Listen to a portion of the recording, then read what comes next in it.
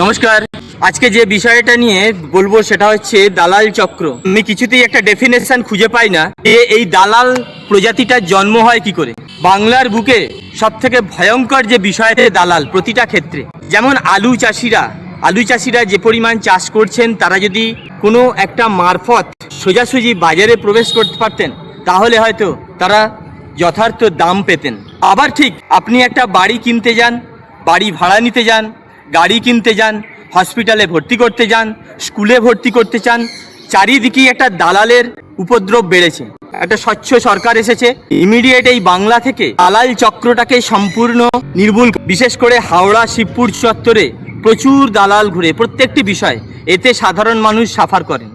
একটা মানুষ নতুন বাড়ি কিনতে যা সরাসরি যোগাযোগ করতে পারছেন না দালাল প্রজাতির জন্য। এনারা প্রত্যেক জায়গায় ধমকে চমকে, অর্থাৎ ক্রেতাকে ধমকেছেন, বিক্রেতাকেও ধমকেছেন, দুজনকে ধমকে ইনি মাঝখানে রয়েছেন। উনি ওনার থেকে একটা পার্সেন্টেজ নেবেন, এনার থেকে আর একটা পার্সেন্টেজ নেবেন। আর দালালদেরও বলছি, দালাল বলে কোনো প্রফেশন হয় না। আপনার সন্তানকে যদি সুষ্ঠুভাবে, কোনোদিন দেখেছেন দালালের ছেলে সোনা এনেছে, দালালের ছেলে ফুটবলার, দালালের ছেলে ক্রিকেটার? হয়নি, হতে পারে না। দালালের ছেলে ইঞ্জিনিয়ার নামি, দালালের ছেলে সায়েন্টিস্ট হতে পারে না। অতএব আপনার প্রফেশনটাকেও চেঞ্জ করুন, কারণ দালালি কোনো প্রফেশন নয়। দালালি হচ্ছে একটা চুরি ছিনতাইয়ের একটা পর্যায়।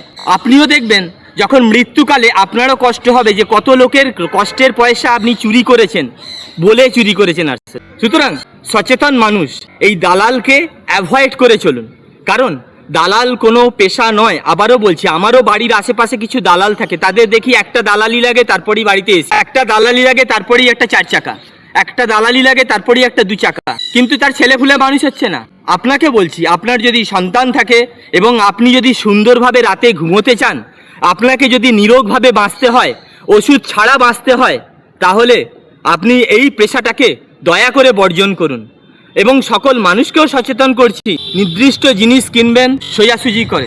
দালালের প্রতি আমার প্রচণ্ড বিরোধ, প্রচণ্ড প্রতিবাদ। এই প্রতিবাদ থাকবে। আমি দালাল দেখলেও আমাকেও অনেকে বলে যে এই প্লেয়ারকে এনে দে, ওই প্লেয়ারকে এনে দাও, হ্যাঁ আমি এর পার্সেন্টেজ দেবো। আমি বললেন আমিও প্রত্যেক প্লেয়ারকে আমি কন্ট্যাক্ট করে দিই, কিন্তু কোনোদিন আজ পর্যন্ত আমার এই বিখ্যাত Indian player, Indian cricketer, Indian footballer কারো থেকে আজ পর্যন্ত একটা নয়া পয়সা নিইনি। কারণ তিনি তার পেশায় যোগ্য বড় হয়েছেন, তিনি আসবেন, তিনি একটা নির্দিষ্ট অ্যামাউন্ট নেবেন। তার মাঝখানে যদি আমি দালালি নিই তাহলে আমিও দালাল। যারা দালাল তারা পেশাটা বন্ধ করুন, যারা দালালি দিচ্ছেন তারা, এই দালাল প্রজাতিটা এটা সম্পূর্ণ একটা নোংরা প্রজাতি। দালাল বর্জন করুন। ভালো থাকবেন, সুস্থ থাকবেন।